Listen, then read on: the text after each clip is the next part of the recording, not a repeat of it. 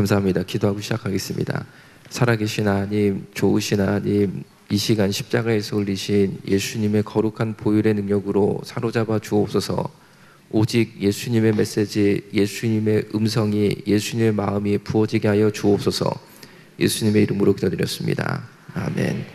저희 병원 사진이고, 저는 신촌 세브란스에서 말기 암 환자분들을 돌보던 호스피스 전문 의사였는데, 암 환자분들을 호스피스 진료를 더 열심히 하려고 이 요양병원을 개업했다가 2008년도에 갈 곳 없는 에이즈 환자 한 분 사연을 듣게 되고, 그분을 저희 병원으로 모시게 됐습니다. 그래서 이제 에이즈 환자분들에게 복음을 전하라는 하나님의 어떤 이제 이 기도 가운데 감동을 받아서 그 일을 하게 됐는데, 그 이후로 지금까지 제가 에이즈 진료를 7만 번을 넘게 합니다. 그러면서 에이즈 환자를 보다가 동성애 문제의 사실 그리고 진실을 제가 보게 되고, 이렇게 울산에 와서 또 강의를 하게 돼서 너무나 깊은 감사를 가지고 있습니다.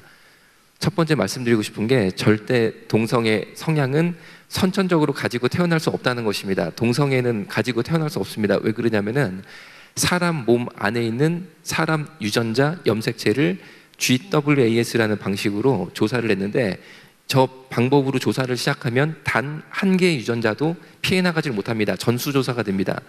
그랬는데 인간의 몸 안에는 절대 동성애 성향을 일으키는 유전자가 단 한 개도 발견되지 않았습니다. 단 한 개도 우리 몸 안에는 유전자 중에 동성애 성향 혹은 동성애를 일으키는 유전자가 없다는 것이죠.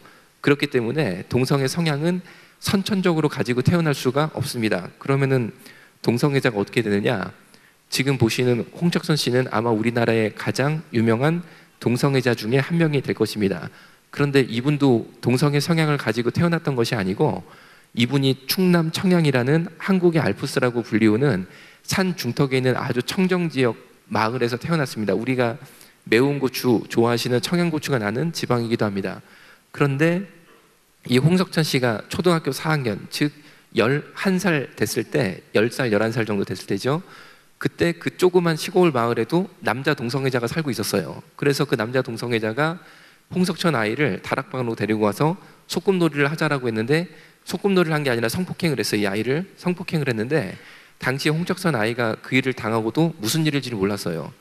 그리고 협박에 못 이겨서 누구한테 얘기도 못하고, 그런 와중에 19, 즉 고3이 될 때까지 무려 남자 동성애자 300명 이상에게 연달아 성폭행을 계속 당합니다.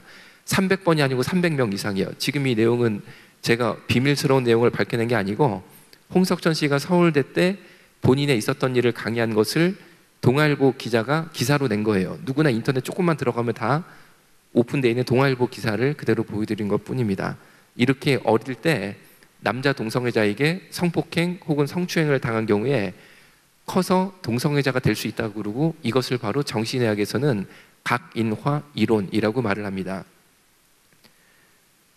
지금 보시는 분홍색의 하얀색 물방울이 있는 앱이 잭디라는 앱인데, 동성애자 앱이 6개 정도가 많이 쓰이고, 지금 보시는 앱은 약 3번째, 3등 정도 하는 앱입니다. 동성애자들이 어떻게 서로를 찾냐면은 굉장히 간단합니다. 스마트폰에 보시는 이런 앱을 깔아서 서로를 찾는데, 이태원에 가서 제가 저 앱에 접속 상태로 들어가 보니까 아이디 패스워드를 넣고 현재 접속 상태로 들어간 거죠.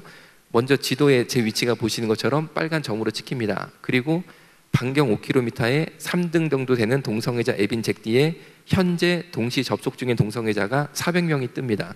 400명이라고 돼 있죠. 그리고 여기 바둑판처럼 돼 있는 거는 뭐냐면은 그 400명의 위치 추적이 됩니다. 몇 미터 떨어져 있는지, 그리고 얼굴 버스몽까지 다 검색이 된다는 거죠. 그래서 마음에 든 친구가 있으면 클릭을 하면 이렇게 자기소개가 나오는데, 16남이라는 친구가 굉장히 눈길을 끌었습니다. 16남이면 중학생입니다. 그럼 중학생이 왜 동성애자 앱에 들어왔을까 싶어서 클릭을 해서 자기소개를 보니까, 붉은 줄 보시면 16남 알바입니다. 알바는 동성애자들 은어로 청소년들 중에 본인은 동성애자가 아니지만 용돈 마련을 위해서 성인 남자 동성애자에게 자신의 몸을 파는 학생들을 알바라고 부릅니다.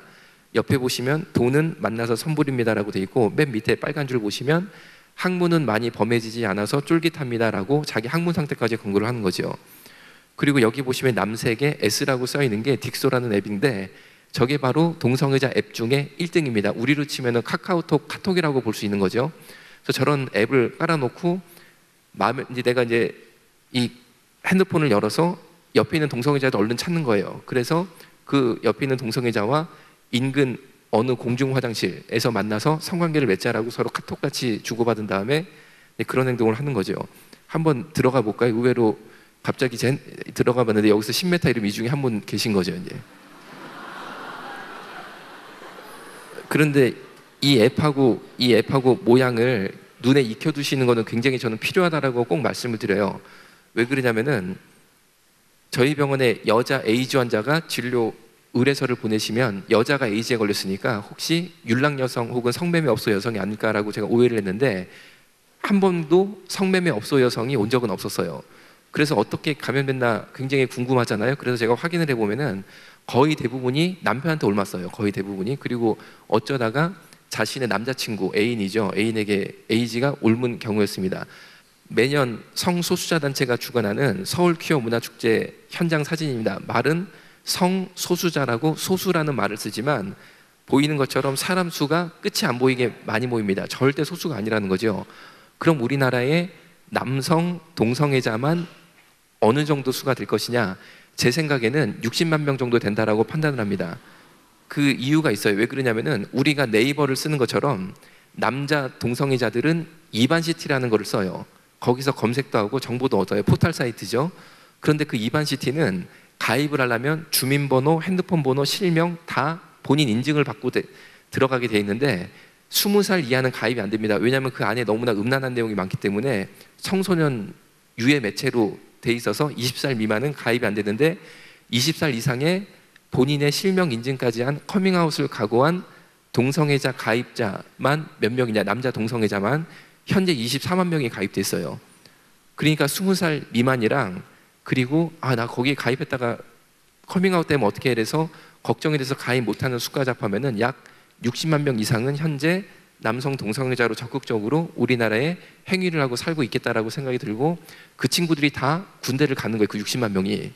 그러니까 대한민국 군대가 어떻겠어요? 굉장히 동성애자들한테 많은 어떤 접촉과 성추행이 있을 수밖에 없는 환경이 조성이 돼 있다는 거죠.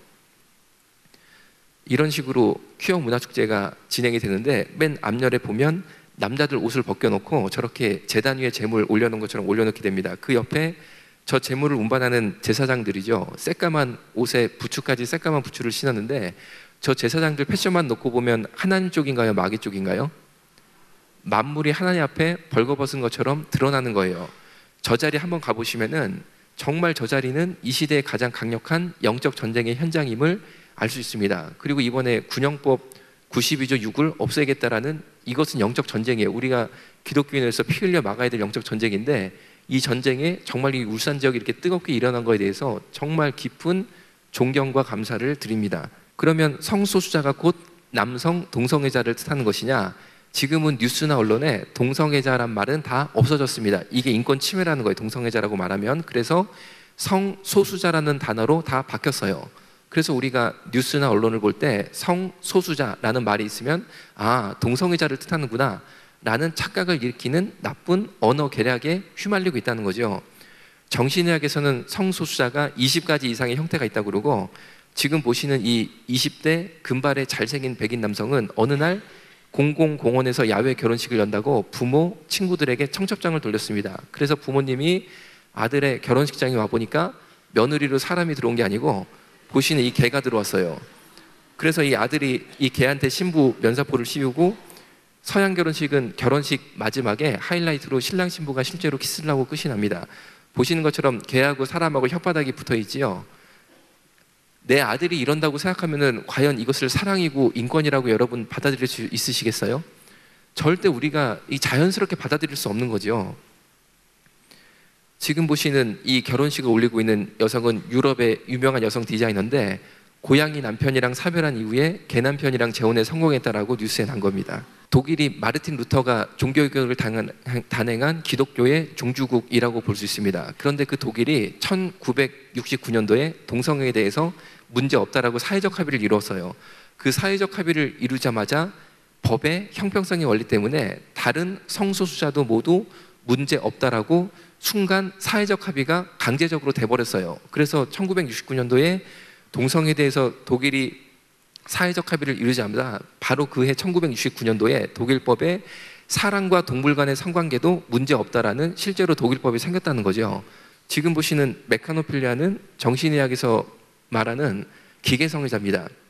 이 남성은 지하 주차장에서 저 흰색 차를 보고 성적 충동을 느껴서 자동차와 성관계를 맺다가 CCTV에 찍혔는데, 자동차 어느 부위에 이분들이 성관계를 맺냐면 자동차 범퍼 위에 바람 들어가는 구멍에다가 성관계를 맺으세요.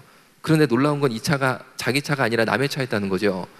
여러분들이 새벽에 새벽 예배 드리려고 지하 주차장 아파트 가봤는데 누가 내 차에다 이러고 있다. 그러면 그걸 딱 보는 순간 아, 이분이 내 차와 운명적인 사랑에 빠지셨구나, 이런 생각이 들까요? 절대 우리가 그런 생각이 들 수가 없어요. 지금까지 본 여러 가지 성소수자의 모습을 보셨는데 절대 우리의 양심상 받아들이기 어렵고 인정하기 어려운 부분들이에요. 그런데 차별금지법이 뭐냐?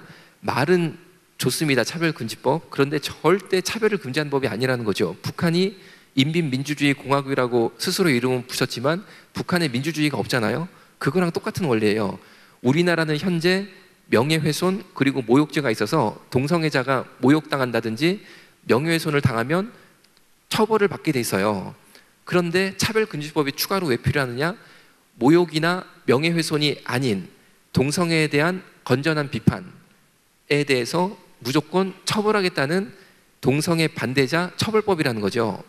그래서 우리 신앙 양심상 동성애가 분명히 에이즈의 주된 감염 경로가 되기 때문에 동성애를 우리는 반대한다라는 입장을 표명하면 우리가 감옥에 가야 되는 무시무시한 악법이라는 것입니다. 대한민국이 민주주의 사회고 찬성 의견이 있으면 반대 의견도 있는 게 당연한데, 반대했다는 이유만으로 감옥에 갇힌다면 대한민국이 북한하고 다를 게 뭐가 있겠어요? 그렇잖아요. 그래서 한국교회가 차별금지법을 막으려고 최선의 노력을 다하고 있다는 거죠.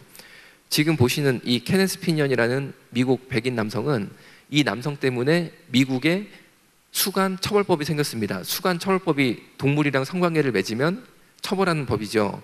우리나라는 어떠냐? 대한민국은 이미 동성애 자유국가 합법국가예요. 이게 무슨 말이냐? 간단히 생각하시면 동성애 한다고 감옥에 갇히거나 처벌받는 거 없잖아요. 벌금 내는 거 없잖아요. 이미 우리나라는 동성애가 자유예요.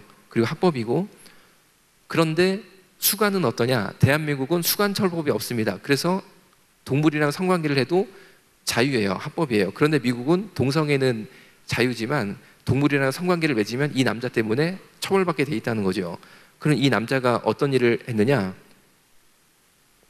이분이 미국의 보잉사라는 보잉 747이라는 우리나라 아시아나항공, 대한항공이 쓰는 거대 여객기를 만드는 회사고, 우리나라에서 수입하는 전투기 F-24, F자 들어가는 건 다 이 회사에서 만드니까 정말 어마어마한 회사죠. 이 회사의 중역으로 일하던 부유한 백인 남성이었는데 이 남성이 동성애자였어요. 그런데 남자끼리 성관계를 맺다가 어느 순간부터 재미가 없어졌어요. 그래서 더 큰 성적 쾌락을 얻기 위해서 남자말, 순말이죠. 순말을 훈련시켜서 순말이랑 동성애를 하기 시작했어요. 즉 순말이 본인에게 성관계를 맺도록 유도를 했어요. 그랬는데 매일 밤 자기 애인 말이랑 성관계를 맺다가 어느 날 이 순말이 너무 심하게 성관계를 해서 이 남자가 내장이 다 터져가지고 죽어버렸어요. 그래서 이 사건이 미국에 뉴스화되면서 미국 사람들이 야, 동성애자들이 동성애로 끝나는 게 아니라 동물이랑도 동성애를 하는구나 라는 것을 알게 됐는데, 확 열어서 조사를 해보니까 수간하는 남성들의 신원을 파악해 보니까 아동 성폭행범들이었다는 거죠. 그래서 수간처벌법이 왜 생겼냐면은 지금 이 보시는 것처럼 법의 제정 이유가 수간하는 남자들을 감옥에 가두면 아동 성폭행이 줄어들게 되고 아이들이 안전하게 된다라는 이유 때문에 미국의 수간처벌법이 생기게 됐습니다. 이 한 가지 사건이 동성애, 수간, 아동 성폭행이 굉장히 복잡하게 연결되어 있다는 것을 보여준 한 가지 사건이 되었고, 이렇듯 동성애는 굉장히 복잡하고 깔려있는 문제가 많은데 유독 대한민국은 서구 사회의 이런 여러 가지 사건들을 도외시한 채 너무나 쉽게 동성애 문제가 진행되는 것에 대해서 상당한 우려를 가지고 있습니다. 조선일보에 나온 저희 병원의 실제 사진인데, 에이즈의 무서운 점이 뭐냐? 에이즈 바이러스가 면역력만 떨어뜨리면 차라리 괜찮아요. 그런데 에이즈의 무서운 점이 뭐냐? 에이즈 바이러스가 뇌세포를 갉아먹습니다. 그래서 일찍 조기에 발견되면 반신불수가 오고, 조금 더 진행되면 전신마비가 오고, 조금 더 진행되면 생각이나 사고나 감정조차 느낄 수 없는 식물인간이 된다는 거죠. 지금 보시는 이 남성은 에이즈에 감염되고 반신불수가 왔어요. 반신불수가 와서 왼쪽 팔, 왼쪽 다리가 다 굳어져 있으신 거죠. 못 움직이죠. 그런데 절대 인간의 항문과 직장이 장시간 지속되는 동성애를 견디지를 못합니다. 엉덩이를 보시면은 엉덩이가 터져서 피가 줄줄 나오죠. 24시간 저렇게 터진 항문에서 피가 줄줄 나오고 저 피에는 에이즈 바이러스가 같이 나오는 거예요. 몸이 이 상태가 되면 더 이상은 집에서 있을 수가 없어서 요양병원으로 오시게 되는데, 미국의 조사에 따르면 몇 살 때부터 이런 몸 상태가 돼서 평생 요양병원 생활을 하게 되느냐? 평균 41세. 이 중에 혹시 41세 이상만 손 한번 들어보시겠어요? 저도 이상이라 들었어요. 감사합니다. 손 들어주셔서. 왜 제가 청을 들었냐면은, 우리도 만약에 예수님 모르고 젊은 시절에 동성애 유혹에 빠져서 동성애를 했다? 그래서 에이즈에 감염됐다? 그러면 방금 손 드신 분들은 제일 그 중에 몸 상태 좋은 상태가 이 정도였을 거예요, 아마. 지금 다 요양병원에 계실 분들인데, 우리가 예수님 만나고 성령 만나서 정말 우리가 하나님을 회복했다 이렇게 뭉친 게 얼마나 감사합니까? 여러분, 절대 동성애는 인정해주고 박수 쳐주는 게 인권이 아니에요. 한 명이라도 거기서 우리가 건져내야지만 그 친구가 41세부터 이렇게 안 된다는 거죠. 여러분, 뻔히 이렇게 되는 거를 제가 7만 번을 넘게 봤는데 어떻게 동성애가 사랑이다라고 말할 수 있겠냐고요. 이 남자도 보시면 머리카락이 새까맣잖아요. 불과 42세였어. 42세. 이 사람은 평생 이 정도 혹은 점점 더 건강이 악화가 되겠지요. 42세부터 이렇게 산다? 과연 이것을 우리가 축복할 수 있을까요? 그리고 제가 자신 있게 말씀드리는데, 2년만 노력하면 동성애를 벗어날 수 있어요. 탈출할 수 있어요. 왜냐하면 동성애는 기본적으로 유전자가 없고 다만 성중독이에요. 그럼 동성애가 뭐에 성중독이 된 거냐? 굉장히 간단한데 이것조차 알려지지 않는 거에 대해서 저는 굉장히 불합리하다고 생각하고 있습니다. 동성애의 핵심이 뭐냐? 간단합니다. 여자는 없고 남자만 있는 장기가 뭐냐면 전립선이에요. 전립선. 그런데 그 전립선이 자극이 되면 변태적인 성쾌감을 느끼게 돼 있어요. 그런데 그 전립선 자극, 변태 성쾌감에 중독이 되면 그 다음부터는 하나님이 주신 이성애 그리고 정상적인 남녀의 사랑을 못하게 돼 있습니다. 그런데 이 전립선 자극을 어떤 식으로 줄 수 있느냐? 유일하게 자극을 줄 수 있는 방법이 다른 남성이 내 항문으로 성관계를 해주면, 즉 동성애를 해주면 항문 벽에 전립선이 붙어 있어요. 그때 성 자극을 느끼는 거예요. 이 성 중독에서 벗어나는 것은 2년만 노력하면 누구나 할 수 있는데, 이 2년간의 노력하는 게 싫어서 이것을 마치 사랑이고 인권인 것처럼 포장을 한다는 거죠. 동성애를 하지 않아도 일상생활 속에서 에이즈가 감염될 수 있는 경로들입니다.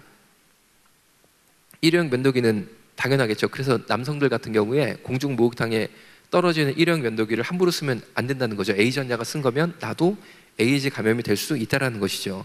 비데는 왜 그러냐면은, 이건 잘 안 알려져 있기 때문에 이것만 말씀드리겠습니다. 방금 보신 것처럼 동성애로 에이즈 걸린 분들이 항문이 터져서 피가 줄줄 나와요. 절대 인간의 항문이 장기간 지속된 동성애를 견딜 수가 없다는 거죠. 그런데 이 피에는 에이즈 바이러스가 묻어 있는데, 이런 분들은 대변을 보시면 휴지로 뒤처리를 하지를 못하겠죠. 피가 계속 나오니까. 그래서 꼭 보시는 이 비데를 쓰게 돼 있는데, 비데를 쓰게 되면 동성애 에이즈 환자의 항문에서 떨어진 피가 다량 비데 노즐 끝에 묻게 됩니다. 그런데 곧이어 비데를 쓰게 되면 방금 묻은 신선한 에이즈 환자의 혈액과 신선한 에이즈 바이러스가 직구 분사해서 항문을 때리게 돼 있는데, 일반적인 분들은 상관없어요. 그런데 항문에 치질이나 치열이 있는 분들은 에이즈 감염될 수 있다고 합니다. 그래서 여러분들이 요새 음식점에 가면은 비데가 많이 설치되어 있는데, 보통 안에 사용하고 나온 분들이 계시면 곧이어 우리가 들어가서 쓰게 됩니다. 그래서 제가 볼 때는 먼저 쓰고 나온 분들 얼굴을 보시고, 얼굴이 성령 충만, 은혜 충만이면 쓰셔도 되고, 뭔가 쓰고 나온 분이 귀걸이 하나 끼고 뭔가 얼굴에 야릇한 게 좀 흐른다, 그러면은 피하는 게 좋지 않을까라는 생각도 좀 하고 있습니다. 지금 보시는 사진도 조선일보에 났던 사진인데 실제 사건을 바탕으로 하고 있습니다. 반신불수가 돼서 지팡이를 짚고 저희 병원에 입원한 에이즈 환자인데, 동성애자죠. 그런데 이분이 입원하자마자 불과 3시간도 안 돼서 병실에서 마음에 든 남자를 골라서 성관계를 맺는 거예요. 어떻게 알게 됐냐면은, 회진을 도는데 머리끝부터 발끝까지 이불을 뒤집었었어요. 그런데 앞만 봐도 이 동그라미가 1인분이 아닌 거예요. 이게 너무 큰 거예요. 그래가지고 이상하다 싶어서 이불을 벗겨보니까 남성 둘이 동성 성관계를 맺는 거를 리얼 3D로 본 게 된 거죠, 현장에서. 그래서 성관계를 못하게 말렸어요. 말리니까 이번에는 이 남자 둘이 어디서 성관계를 했느냐? 병실에 딸린 지금 보시는 화장실에서 성관계를 맺는 거예요. 그래서 이거를 막기 위해서 화장실 문 하단 20cm를 잘라서 한 번씩 밑에를 봐서 보시는 것처럼 다리가 2개면 정상, 4개면 비정상. 4개면 문 열고 들어가서 성관계를 못하게 말렸습니다. 그래서 이제 병원 내에 동성애를 원천적으로 막을 수 있게 됐다라고 제가 생각을 했는데, 그게 저의 순진한 착각이었고, 이제 이분들이 어디로 가느냐? 이게 저희 병원의 야외 주차장 사진인데, 저희 병원은 지하 주차장이 없고 야외 주차장이에요. 오후 약 2시 정도 됐는 해가 중천에 뜬 굉장히 맑은 날이었습니다. 그런데 보시는 빨간 차와 하얀 차 사이가 불과 차와 차 사이 주차 공간이 20cm 정도 돼요. 그 차와 차 사이 공간 20cm에서 그 남성 둘이 옷을 벗고 아스팔트 위에서 성관계를 맺는 거예요. 그래서 저 뒤에 인도를 지나가던 사람들이 깜짝 놀래가지고 뭐 하는 거냐 그만둬라라고 소리를 쳐도 그 남성 둘이 절대 하던 행위를 멈추지 않으니까 병원으로 신고 전화를 하셔서 간호사 선생님들이 내려가서 두 남성들을 병원으로 데리고 옵니다. 이 얘기를 듣고 제가 충격에 빠졌어요. 이거는 해외 토픽에 나올 만한 일이죠. 그래서 미국의 논문을 찾아보니까 1978년도에 이미 미국 사회에서는 동성애는 성 중독이라는 연구 결과가 나타나 있었다는 거죠. 1978년도에 미국의 백인 남성 동성애자들을 대상으로 조사를 해보니까 백인 남성 동성애자의 28%가 성 파트너 수가 1000명이 넘는 거예요. 그리고 43%가 성 파트너 수가 500명이 넘습니다. 합하면 미국 백인 남성 동성애자의 71%가 성 파트너 수가 500명 이상 혹은 1000명 이상이라는 거죠. 여러분 500명 이상 1000명 이상이 말이 되나요? 이거는 성중독이라는 거지요. 그런데 이렇게 많은 성 파트너 수가 있으면은 당연히 에이즈에 걸릴 수밖에 없겠지요. 그러면 내가 만약에 에이즈에 걸렸다. 그래서 어떤 증상이 나타나기 시작합니다. 증상이 나타나서 내가 에이즈 검사를 받아야겠다라고 생각이 들면 어디 가서 검사를 받느냐? 대한민국은 보건소에서 시행하는 익명 검사를 에이즈 검사에 기반으로 하고 있습니다. 이게 뭐냐면은 제가 에이즈에 걸린 것 같으면 대학병원을 가는 게 아니고 지역 보건소를 먼저 가게 돼 있어요. 보건소를 가서 제가 에이즈 검사하러 왔습니다. 그러면 절대 제 신분증이나 학생증을 보여주지 않게 돼 있어요. 그리고 제 암호를 저보고 정하라고 합니다. 그래서 제가 토끼라고 제 암호를 정하잖아요. 그럼 제 피를 뽑은 다음에 토끼라고 써놔요. 정말로 제 피에다. 그리고 검사를 서울 중앙혈액원에 가서 돌립니다. 그리고 일주일 뒤에 보건소에 전화를 해서 확인을 해요. 전화를 해서. 왜 방문해서 확인을 하게 안 시키냐면은 만약에 제가 보건소 가서 확인을 하게 되면 보건소 선생님이 검사지를 읽어주면서 토끼 씨는 에이즈 걸렸네요 라고 제 얼굴 한번 싹 보잖아요. 그러면 다른 사람은 몰라도 대한민국에 이 보건소 선생님만큼은 이 얼굴이 에이즈 환자다 이걸 알잖아요.